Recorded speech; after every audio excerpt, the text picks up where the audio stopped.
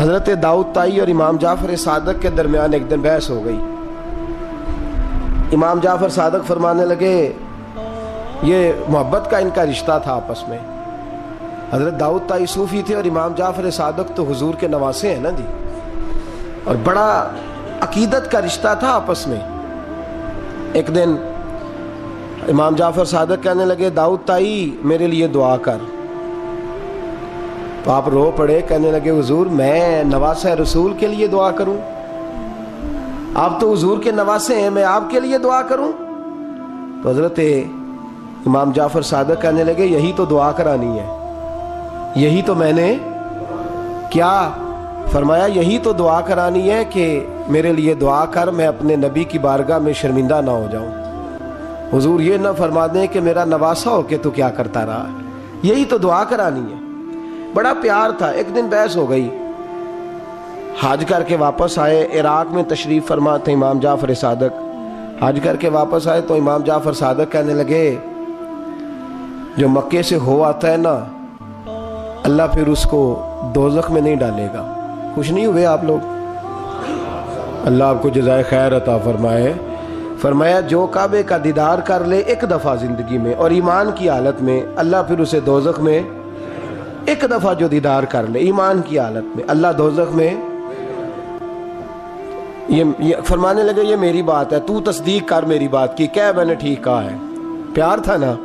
تو کہنے لگے داؤد طائی تو کہہ میں نے ٹھیک کہا ہے. کہنے لگے جی آپ نے فتوی پورا نہیں دیا تو میں کیسے تصدیق کر دوں؟ آپ نے پورا فتویٰ, پوری بات کریں تو تصدیق کرا لیں. کہا پوری بات کیا ہے؟ فرمانے لگے جو خانہ کعبہ بیت اللہ کا دیدار کر لے اللہ دوزخ میں نہیں ڈالے گا, اور جو مدینے سے ہو آئے اللہ اسے جنت میں ضرور داخل فرمائے گا. صلی اللہ ہو. تو آپ فرمانے لگے داؤد طائی میں نے تو مسئلہ بیان کیا اس لیے کہ جس نے ایمان کی حالت سے کعبہ دیکھ لیا تو اس کا اللہ پہ ایمان پختہ ہے, اور من قال لا الہ الا اللہ داخل الجنہ. اور تو نے یہ جو کہا ہے نا ضرور جنت میں داخل کرے گا مدینے دیکھنے والے کو, تو بھی دلیل پیش کر. مکہ کا ایمان کے ساتھ دیکھنے والا تو میں نے حدیث پیش کر دی, تو دلیل دے. حضرت داؤد طائی بولے بڑی خوبصورت بات, اور خوبصورت لوگ ہی خوبصورت باتیں کرتے ہیں, خوبصورت لوگ ہی جی, ورنہ تو اللہ خیر کرے خوبصورت بات نکلتی نہیں لوگوں کے منہ سے, حرم میں بیٹھ کے بھی نہیں نکلتی. پتہ نہیں کیا سانپ سونگ جاتا ہے, کس قسم کی بولی بولنے لگتے ہیں. خوبصورت لوگ خوبصورت بات کرتے ہیں. حضرت داؤد طائی کہنے لگے میری دلیل یہ ہے کہ پورے مکے میں کہیں جنت تو نہیں نا, مکہ دیکھنے والے کو جنت ملتی ہے پر مکے میں جنت نہیں. فرمانے لگے مدینے میں تو جنت ہے نا, روضۃ من ریاض الجنہ ماں بین بیتی و منبری روضۃ من ریاض الجنہ. فرمایا میرے منبر اور میرے گھر کے درمیان جتنی جگہ ہے وہ.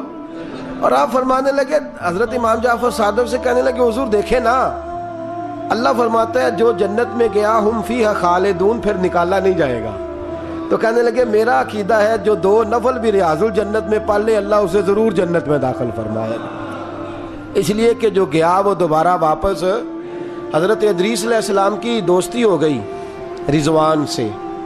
رضوان جنت کے فرشتے کا نام ہے جس کے پاس چابی ہے جنت کی, دروازے پہ بیٹھے ہوتے ہیں. رضوان اس فرشتے کا نام ہے. تو حضرت ادریس کا یارانہ تھا, وہ ملنے آتے تھے جناب ادریس علیہ السلام کو. تو ایک دن حضرت ادریس کہنے لگے تو خود تو یہاں کی سیر کر جاتا ہے, مجھے کبھی کرائی نہیں. آپ بھی کر لیں. تو فرشتہ آپ کو جنت دکھانے لے گیا. جنت میں جا کے تو کہنے لگا حضور چلے. فرمانے لگے کدھر؟ کہنے لگا واپس. فرمانے لگے میں نے جانا ہی نہیں. اس نے کہا کیوں؟ فرمانے لگے اللہ فرماتا ہے ہم فیہا خالدون, جو جنت میں آئے گا نکالا نہیں جائے گا. تو کیسے مجھے نکال سکتا ہے؟ کہنے لگے جناب آپ نے سیر کا کہا تھا. فرمایا سیر ہی ہے یہ, اس لیے کہ جنتی ساری عمر ہی سیر کریں گے, وہ سیر ہی کریں گے. سفر تو تھکا دیتا ہے بندے کو, یہ سیر ہی ہے. اب وہ فرشتے پریشان ہوئے تو رب کریم نے فرمایا وہ فرشتے تیرا اور اس کا یارانہ بھی میں نے لگوایا تھا, اور اس کو جنت کی سیر پر آنے کی خواہش بھی میں نے ہی پیدا کی تھی. اور تو کون ہوتا ہے میری بغیر اجازت دروازہ کھول سکے؟ بلوایا بھی میں نے ہی تھا. اور یہ جو میں نے کہا نا اڑ جا، یہ توفیق بھی میری ہوئی ہے، میری طلب بھی تو تیرے کرم کا صدقہ ہے۔ یہ پاؤں اٹھتے نہیں بلکہ یہ اٹھائے جاتے ہیں، تو جب بلا لیا ہے جنت میں داخل کرا لیا ہے، اور جنت بھی وہ والی جس کو میرے رسول پاک کے قدموں نے جنت بنایا ہے، وہ جنت جس کو ریاض الجنہ کا لفظ دیا ہے، حضور نے جنت جس کو بنایا ہے، وہاں تک پہنچ جائے۔ یہ ہے ارض جنت، یہ طیبہ کی زمین ہے ارض جنت، پر زمین کس کی ہے؟ کیسا عجیب معاملہ ہے، یہ ہے ارض جنت، یہ طیبہ کی زمین ہے۔ جنت بھی یہیں، کیونکہ مالک جنت بھی یہیں ہے، جنت بھی یہیں، مالک جنت بھی یہیں، جنت بھی یہیں تو مالک جنت بھی۔ اور جتنا جنت کا اعلان میرے نبی نے فرمایا نا، سارا فرمایا ہی مدینے میں ہے۔ اور جنت بیچی ہے کئی دفعہ نبی پاک نے، کئی دفعہ فرمایا بیر روما کما خرید کے دو، مجھ سے جنت لے لو۔ حضرت عثمان نے کہا حضور میں خرید دیتا ہوں۔ کہا جنگ تبوک کے لیے سامان دو، مجھ سے جنت لے لو۔ حضور نے تو کئی دفعہ سیل لگائی ہے جنت کی۔ یہ ہے ارض جنت، یہ طیبہ کی زمین ہے، جنت بھی یہیں، مال کے جنت بھی یہیں ہے۔ کعبۃ اللہ، حضرت عبداللہ ابن مسعود رضی اللہ تعالیٰ عنہ فرماتے ہیں جس کو ایک تکلیف آئے نا کعبے میں، کتنی جی؟ ایک کدی تے آئی جاندی ہے نا، میرے ورگے ہمیشہ دے تھکے بندے، ایک آدھ تکلیف تو بخار آ گیا، پیر میں درد ہونے لگ گیا، کوئی تکلیف تو آئی جاتی ہے۔ فرماتے ہیں ایک تکلیف اگر تجھے حرم مکہ میں آئی نا، ایک، تو اللہ تیرے 80,000 سال کے گناہ معاف فرما دے۔ کنے 80 100 نہیں، میں نے سوچ سمجھ کے جملہ کہا ہے، 80 ایک تکلیف اگر تجھے، کہاں بولے نا یار، کتنی؟ ایک، گناہ کتنے معاف؟ یہ کس نے کہا ہے؟ حضرت عبداللہ ابن مسعود نے۔ وعدہ کس کا ہے؟ اللہ کا۔ وعدہ کس کا ہے؟ اگر مدینے چلے جائیں تو میرے نبی پاک صلی اللہ علیہ وسلم کو پتا تھا لوگ میرے غلاموں کو دھکے بھی ماریں گے، مجنون اور پاگل بھی کہیں گے، ان کو بری نظروں سے بھی دیکھیں گے، کہیں گے یہ تو ہے ہی پاگل، بڑا کچھ ہوگا۔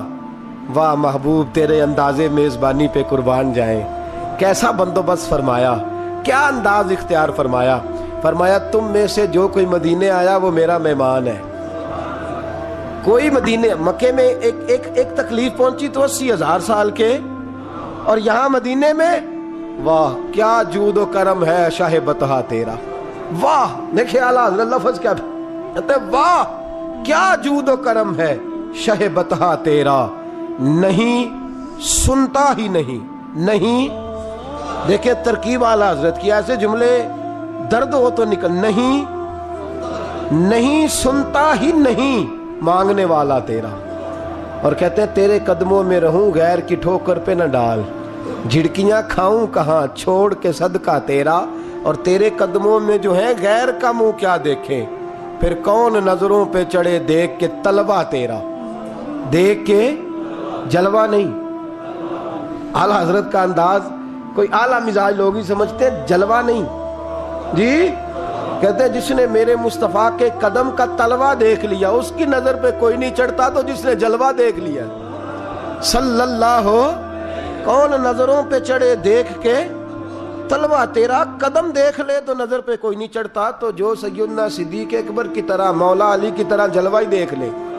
اب میری نگاہوں میں جچتا نہیں کوئی، جیسے میرے محبوب ہیں ایسے میرے رسول کریم صلی اللہ علیہ وسلم نے فرمایا جو حرم مدینہ میں آئے اور اسے کوئی تکلیف پہنچے، اس پر کوئی آزمائش آئے، اسے پریشان کیا جائے، اسے یہاں کوئی دکھ پہنچے، تو میرے حبیب نے فرمایا وہ میرا مہمان ہے، وہ صبر کرے۔ یا رسول اللہ کیا ملے گا؟ فرمایا تم مدینے کی تکلیفوں پہ صبر کرنا، میں قیامت کے دن اللہ کی بارگاہ میں تمہاری سفارش کروں گا، میں رب کی بارگاہ میں تمہاری سفارش کروں گا۔ مکہ مکرمہ میں تکلیف پہنچی تو گناہ معاف ہے، اور یہاں تکلیف پہنچی تو حضور کی سفارش۔ اور پھر دیکھیے نیکی کا انداز دیکھیے، مکہ مکرمہ میں کوئی ایک نیکی کرے تو 1,00,000 کا ثواب ہے، ایک نماز پڑھو تو کتنے کا؟ ہم نے کبھی سوچا بھی نہیں ہوگا کہ 1,00,000 نفل پڑھیں گے۔ ایک طواف کرو تو کتنے طواف کا ثواب؟ ایک بار ایک دفعہ سبحان اللہ پڑھو تو کتنی کا ثواب ہوا؟ 1,00,000 کا ثواب. اور اگر کوئی حج کرنے جائے تو ثواب ڈبل ہو جاتا ہے. اور اگر کوئی رمضان شریف کے مہینے میں جائے تو 1,00,000 کو 70,000 سے ضرب دینی پڑ جاتی ہے. 1,00,000 کو اگر رمضان شریف میں جائے تو یہاں آپ کیلکولیٹر نہ نکال لیجئے گا، اگلی تقریر نہ رہ جائے. 70 کو 1,00,000 سے ضرب دینی پڑتی ہے. یہ نیکیاں ہیں جو اللہ پاک حرم مکہ میں جانے والے کو عطا فرماتا ہے.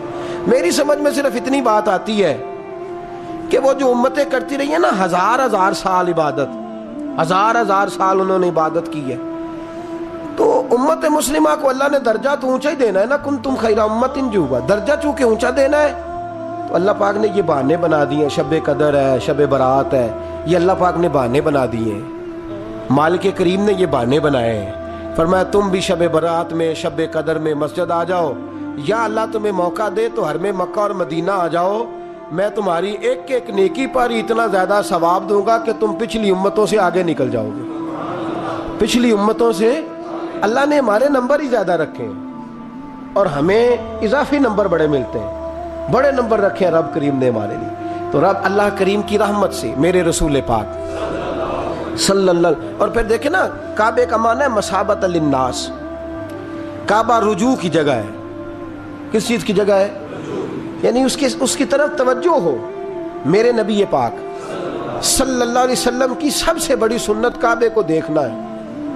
حضور بیٹھ جاتے تھے اور کعبے کے سامنے بیٹھتے تھے. جب بھی حرم میں بیٹھ تو دیر تک دیکھتے تھے. کچھ لوگ لالچ کرتے ہیں، نیکی کا کرنا چاہیے، اچھا لالچ ہے کہ میں طواف زیادہ کر لوں، عمرہ زیادہ کر لوں، بڑی اچھی بات ہے. لیکن رسول کریم صلی اللہ علیہ وسلم کی جو سنت سب سے زیادہ مضبوط ہے وہ ہے بیٹھ کے کعبے کا. اور حضور نے فرمایا تو دیدار ہی کرتا رہے، اللہ تجھ پر 20 رحمتوں کا نزول فرما دے گا.